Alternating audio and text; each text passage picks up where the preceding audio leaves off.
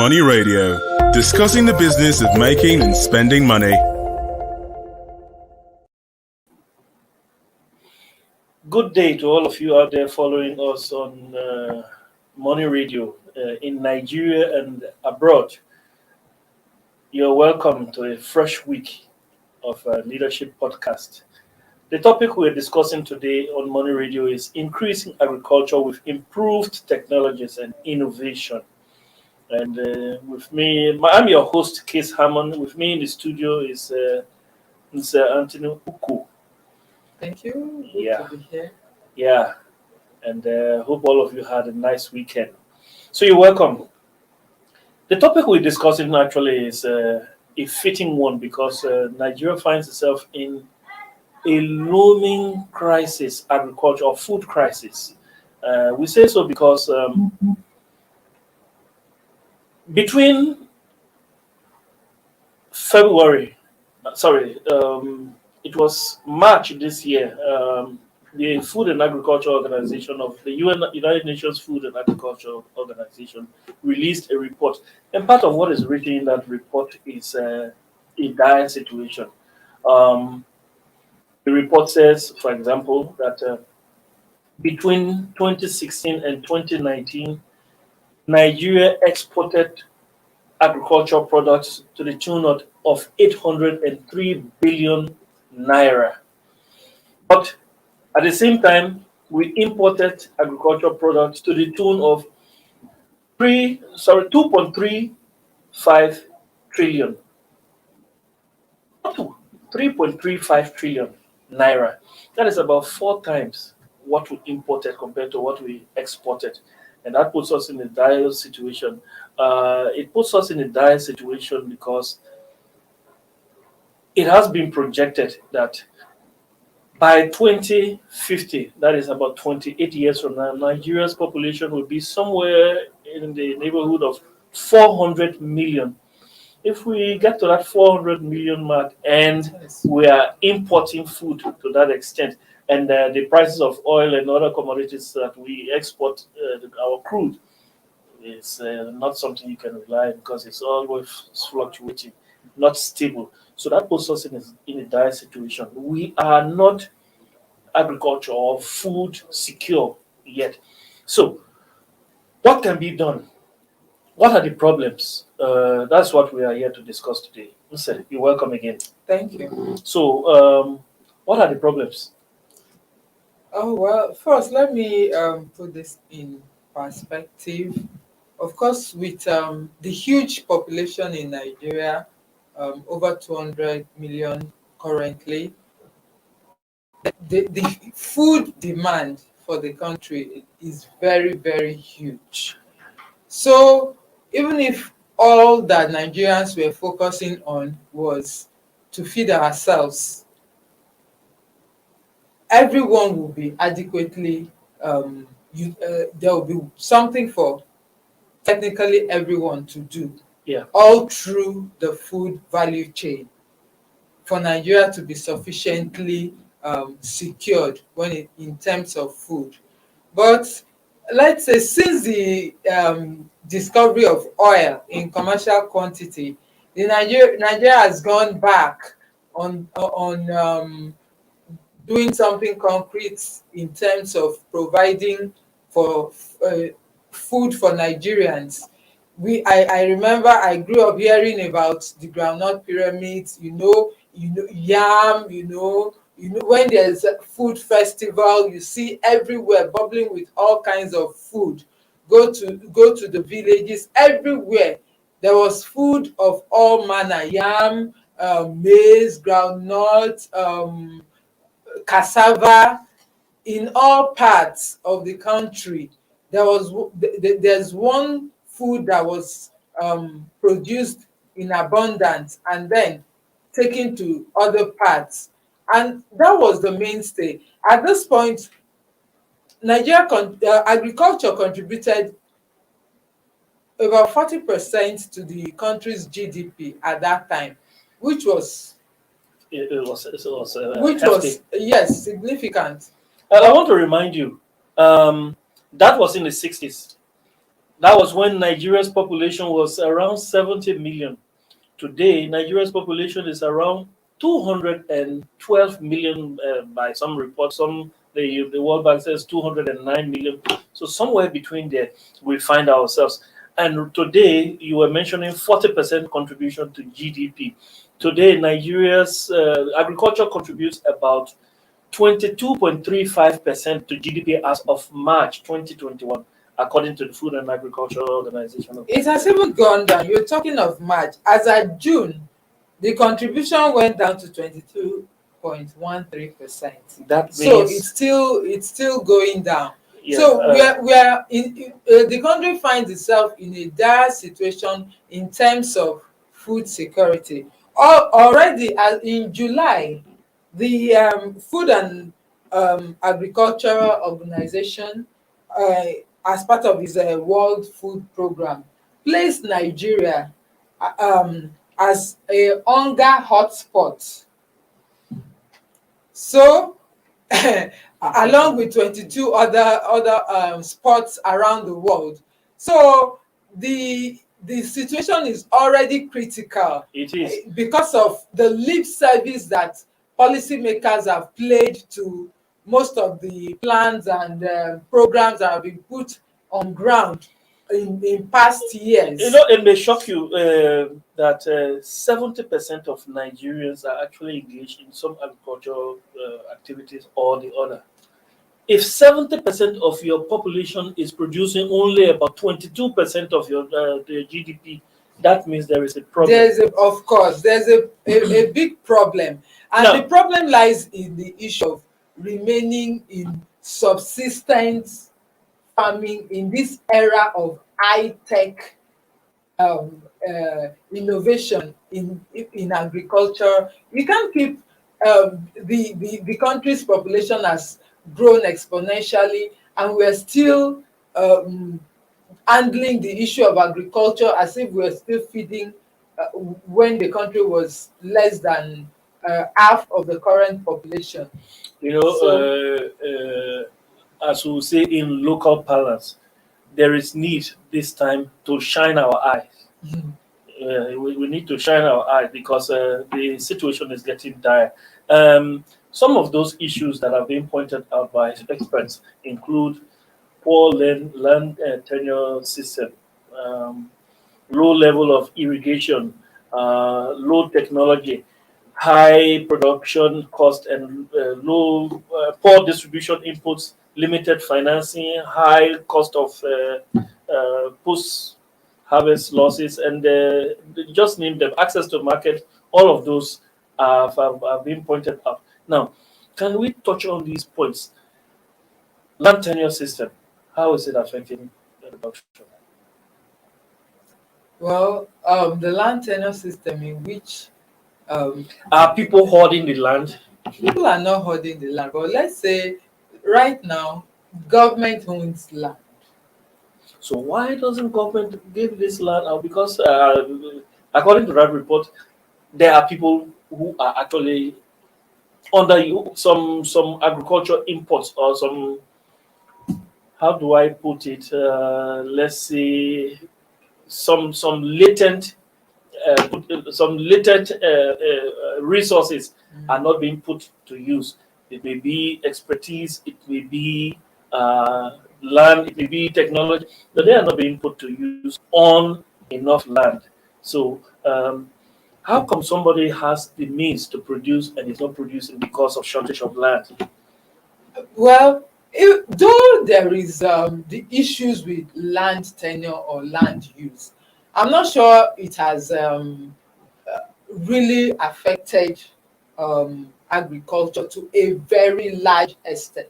Okay. Because you still find people utilizing land even though it's not theirs. You still find people leasing land. Yeah, but all around. that may be at high cost. That may be high cost of rent of the land. If I have a tract of land, say 2 or 3 acres of land, and I'm charging you X amount that you may not be able to get a profit from, after all of your investment, you may be able to get, just because part of a report that we have here says that access to markets is another problem, because if you have a huge agricultural output and you have difficulty in accessing market, your food is of course perishable. Of course. And if it's perishable, Yeah. you know that before you get to the market, you have lost. So the cost of renting land is another problem. Yes, you've pointed out access to market. Before there can be a problem of access to market, it means that Nigerians are actually producing. So it means that there is land for Nigerians to produce. You make a So, point there. So there is, it's not that there are no problems with access to land, but the fact remains that despite this problem, Nigerians are still finding a way around it to produce. And that is why when you go to some parts during seasonal products, Yeah. you find a whole lot of waste, That is food true. wastage. Yes, that's So it true. means that so many people engaged in producing those food, regardless of the issue of land. So I believe that beyond land may be an issue, but it's not a key issue that is limiting Nigerians right now from engaging in farming. You make a point there. Another aspect of that is encumbering agriculture. People point at climate change, and you can dismiss that. Climate change is also a problem, because by the mere fact that people are migrating from the north to south means that there is limited amount of water to. That's where technology comes in, which we'll touch later on. Yeah. But that issue of climate change is there. That's where we need to. Let's talk about irrigation. Is the government not putting much into those? I want to see investments there, irrigation. Of course, the government have put some, though maybe not as Or maybe much. maybe it's high time government starts to consider genetically modified products. What do you think? I believe that would be The controversial issue. yes, yeah, that would be After all, it's not killing people. Where it's consumed. Americans are, and we buy food from America. So Americans are. the bulk of the food we eat here is not from America. So, Yeah, that is true. yes, The bulk of so- it. But but look at the statistics. We said that 803 billion naira worth of food was exported between 2016 and 2019, whereas 3.35 trillion naira worth of food was imported. That means we depend on food from abroad. From abroad. Now, where is this abroad? Aren't we talking possibly about genetically modified food? Well, that is left to be proven. It's left to be proven. So, Now, look on the screen here. You see fish, dried fish. That's sumptuous. It looks inviting. Now, you must love food a lot. there was I love food. Don't you love food? Let's look at this fish. You know, there was a time, not more than 10 years back, we had fish like this being produced from the Lake Chad basin, from that Lake Chad area, and recently, you know, there's this same climate change issue that people have talked about. We have been seeing that lake is drying up. Yeah. Which is affecting the production of this food. That is, Fish. you remember this fish? Yeah. Yes, it's affecting the production of this fish. Of course, we can't completely sidestep the issue of insecurity, Boko Haram activities that may be affecting people's producing this fish. But we know that the fish, the lake has been drying off, which is affecting production. Yeah, it's affecting production, but don't forget that many Nigerians have gone into fish farming, fish with ponds. Oh yeah, that's true. All around. And I'd be interested to know that Nigerians Yes. are among the highest consumers of fish worldwide. Yeah, so we have Nigerians that are producing food. Yeah. The thing that should be looked into is producing the food in a manner that they can produce enough within a limited time. And that is where innovation, that is where technology comes in. You know, one country I always point to when it comes to producing food, and maybe we need to learn from Israel. Israel has nothing. When I say nothing in terms of natural resources, virtually nothing. But that country is a net exporter of food. When I say net exporter of food, I'm not just talking about huge export, huge percentage of export. Not that a country of 7 million people, that country exports a huge, in fact, part of their GDP, a huge percentage of their GDP comes from export of agricultural products out of nothing. Can't we learn from those people? Let's go for a short break. When we come back, we'll discuss that issue. Please stay with us, listeners. Excellencies, ladies and gentlemen, it now is my very special pleasure and privilege to ask His Royal Majesty, the Sultan of Sokoto, the chairman or chairperson of the leadership group, to come forward and join me and hold on to one bit of this cloth so that we can jointly unveil the bigger, better, deeper Levoque.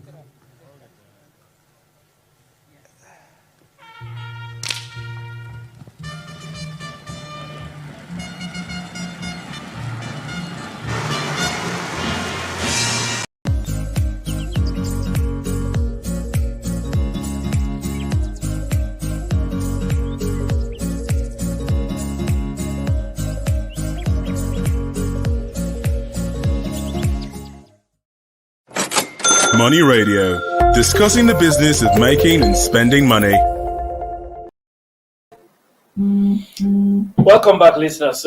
Thanks for being with us. I am still in the studio, Case Hammond, and I'm here with Anthony. Yes. So we were discussing technology and innovation as a way forward for agriculture in Nigeria because, as we said, we are a potential hunger hotspot. Yeah. That's the word you use. Yes. Yes. The potential hunger hotspot. Who made that comment? That's the World Food and Agriculture Okay, the Food and Agriculture Organization. Yeah. So the federal government has has pumped in so much money in the past. Let me name a few of them. We have agriculture promotion policy, Nigeria Africa Trade Investment Promotion Program. We have the Presidential Economic Diversification Initiative. We have Economic Export Promotion Incentives. We have Zero Reject Initiative, Reducing Emission from Deforestation and Forest Degradation, Nigeria Erosion and Watershed Management Project, Action Against Desertification, and a host of them. But with all of that, we are still where we are, net importer of food. One thing that pains me, and I always mention it. In 2019, according to Trading Economics, a statistics website, an American statistics website, in 2019, Nigeria imported palm oil to the tune of 99 million, not naira, dollars. Read my lips. Nigeria imported palm oil in 2019 to the tune of $99 million. That means we have actually neglected palm oil. Sometimes when I hear about the price of crude oil slumping, inside it gives me some joy. Yeah. Well, because once we don't have these challenges, once we don't have the challenges that will make us to look and take agriculture seriously, this issue won't stop. We'll continue to pay lip service to agriculture. So does that mean it means that the only time we'll be able to make useful impact, headway in this direction, if if the price of oil stays down for a very long time. But Yes. of course, that has its own disadvantages, because these things don't just these policies, they don't just begin to yield results overnight. Yes. So when that happens, and there has not been any plan or plans, that programs that were policies that were put on ground were not followed up, there were no action was taken on them, and then the price of oil slumps, then we begin to feel the impact immediately. And that is the time you always hear, let's diversify diversify the economy. So, on a very serious note, Nigeria, our policymakers, we need to move away from playing lip service to You know, the issue of I diversification, give and focus more on agriculture, on mechanized farming. There are large expanse of land that, with technology, with irrigation, a whole lot can be done using farmlands that look like desert, if yeah, I may you know, put it that way. the present government, President Buhari's government, I give it to him. He has invested much into agriculture. Even the previous government did. The Obasanjo government did. They have been investing. Probably those investments have not been targeted investments.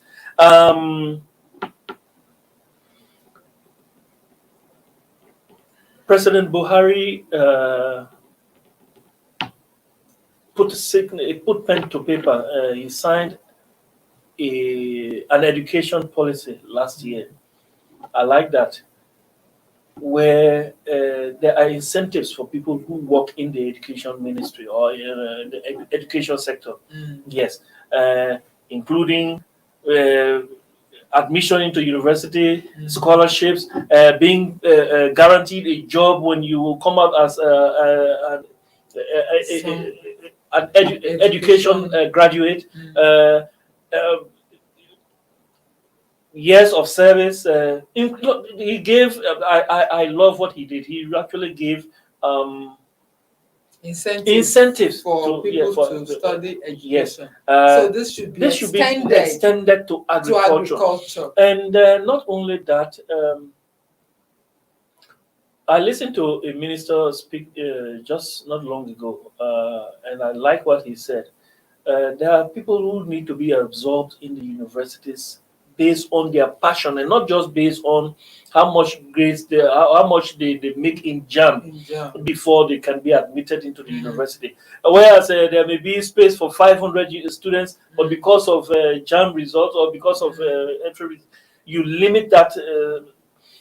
Then at the end of the day, you admit people who passed on paper, yes, but don't have passion for it. You got the point. At the end of the day, they finish reading courses in agriculture and they don't do anything, down, just do nothing. Or they finish with a degree in agriculture. They go into the banking, go into the oil companies, you see? go into other sectors. So what does that do for the country? It does nothing. So these policies need to be tinkered with somehow. Yes. That we have. And also, I think Nigeria will also need to focus on specific products one after the other. We have seen what has happened in the area of rice. Yes. There has been an improvement in the production of rice from 3.7 million in just a little between 2017 or 2018 and 2020, from 3 million metric tons to 3.7 million to 4 million.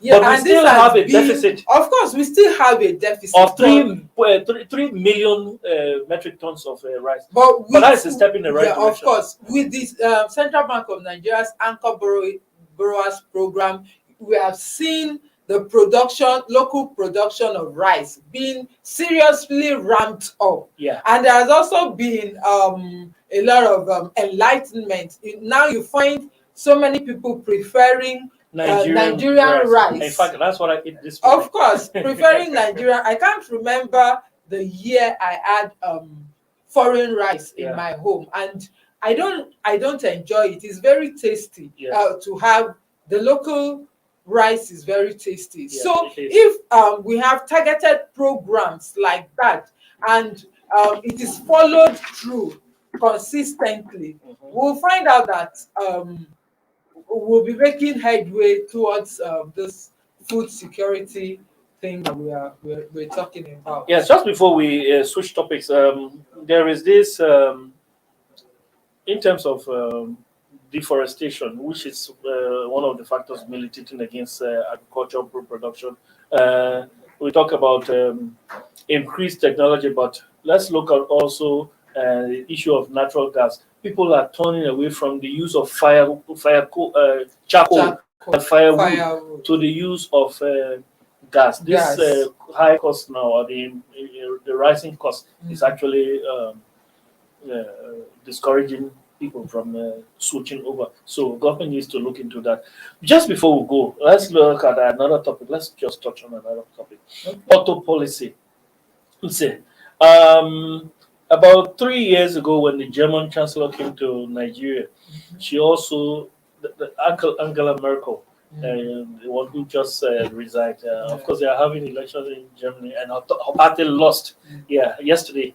But when she came to Nigeria about 3 years ago, she signed, or she had an agreement with the Nigerian government, and she went to Ghana and had similar agreement with the Ghanaian government. The Ghanaian government has made effort at implementing some of those policies, which they had an agreement about, but the Nigerian government is still sitting on that, tabling that, and that poses a problem. Nigeria's auto industry is dead.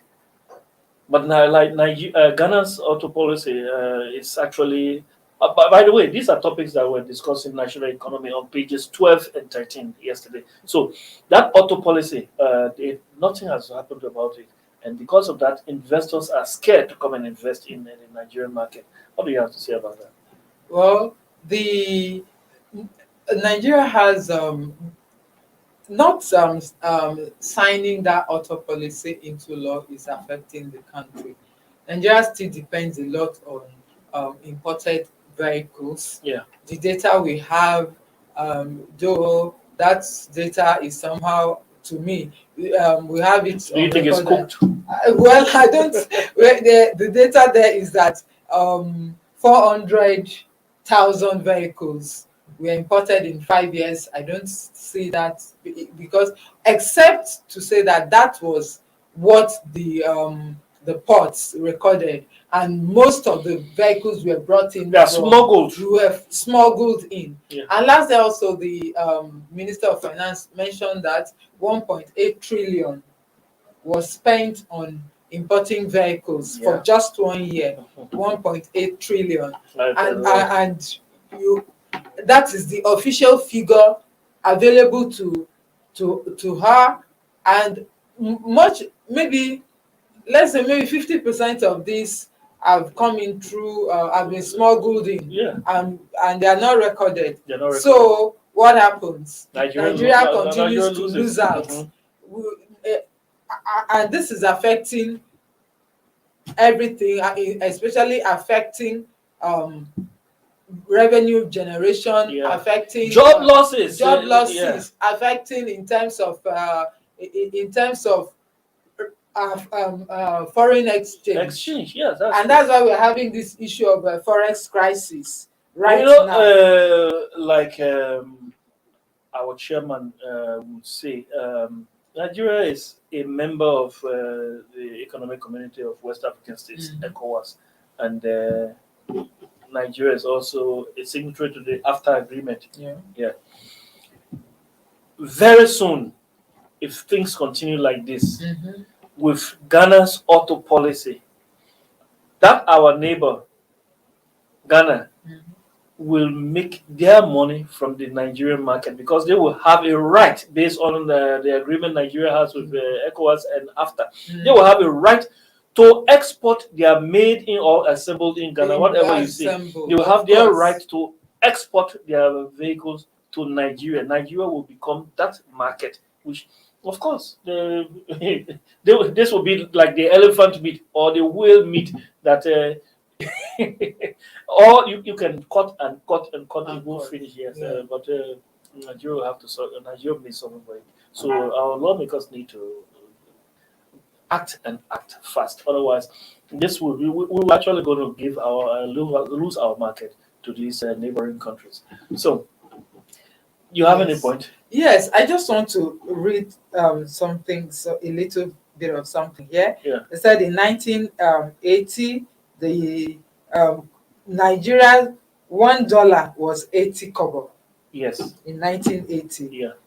But today it's $1 to 575. and as of what last were week. some of those reasons? He said we rode in locally assembled cars, Yeah. buses and trucks, Peugeot cars in Kaduna, Volkswagen cars in Lagos, Leland in Ibadan, and Amco in Enugu produced our buses and trucks, Ster in Bauchi producing agricultural tractors, and on and on and on. Vono products in Lagos producing the seeds and so on. So, but all these things, all these companies have closed down. I'll tell you long time a ago. little diversion from what you just said.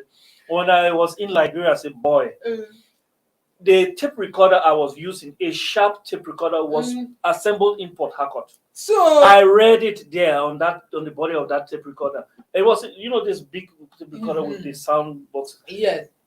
Assembled in Port Harcourt, and when So I until we go back to these times, those things are not there any longer. until we go back to these times, Yeah, that we find here, we things all this the economy being like this, it will not just miraculously it's not by prayer. change. It's not by prayer. Exactly. Something has to be done Yeah. to bring about the change that we desire. Yeah. And it starts by putting into practice the Mhm. policies that we outlined for economic development. Yeah. So let's make this a message to President Buhari. I like some of President Buhari. One thing I noticed about him, not seeking favor, but he's somebody who closes his eyes when he wants to do something. He closes his eyes and does those things. We can see that with even the signing of the petroleum industry bill into an act, which we have now. He was not afraid to send amendment, not just about 36 days after. So I like that boldness. Let him extend the boldness to agriculture and other sectors. Yeah. So that's how much we can take today. It's been Money Radio. I mean, you have been our guest, in-house guest. It's Anthony Uko. I've been your host, Case Hammer. Thanks to our producers and thanks to all of you who have been following us. Please be with us tomorrow again on Money Radio. We have another bumper edition. Stay blessed.